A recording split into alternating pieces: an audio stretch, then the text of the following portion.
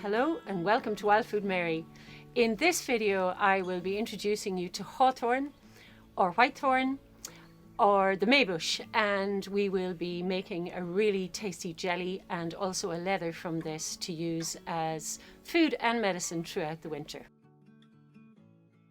Hawthorn or maybush or whitethorn. This is an absolutely fabulous little berry. And it is a member of the rose family, and as such is used for the heart, both the emotional heart and the physical heart.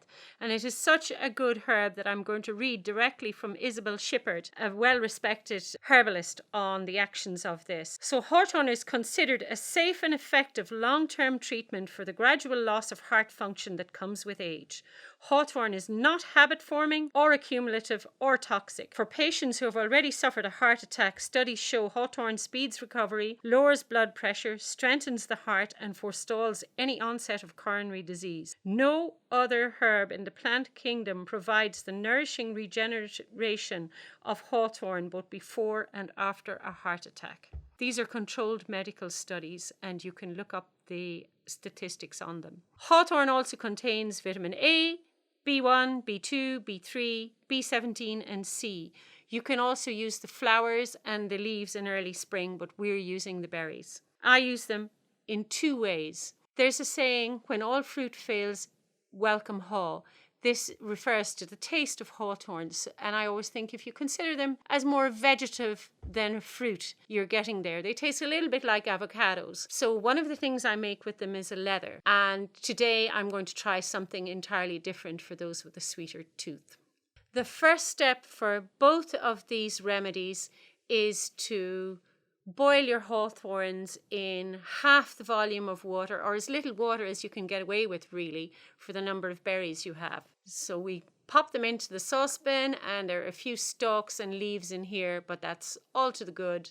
And when they've been boiling and they're nice and soft and split, you've got to push them through a sieve. And again, this is the most difficult part of the process. Here I have some leather that I made last year, and it's just dried paste really, and last year I mixed this paste with soy sauce to give it a nice savory flavor. And what I did was literally scrape off the pulp here, like you can see coming through the sieve here.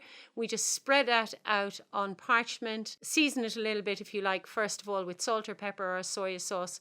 Spread it out on parchment and then dry it above the stove or in a dehydrator or something like that until you get a leather exactly like this. That stores extremely well, and it's very handy if anyone's traveling or they want to take it out with them in their pocket or whatever. It's really handy. But what I'm going to try today as well is I have jelly that I made from red currants, or you could use crabapple juice or anything like that, and I'm going to mix it half and half with more of the hawthorn paste and the water that came out of them when I sieved them. So to use equal quantities for 1 kilo of jelly here, I am using the same volume of juice and pulp. And I'm not going to add any extra sugar. I'm going to leave this just as is, but you could add a little bit more jam sugar if you like to help the settle. And then you just boil it up like any jelly and pop it into the jars. And here I'm sieving it as well, just to take out a few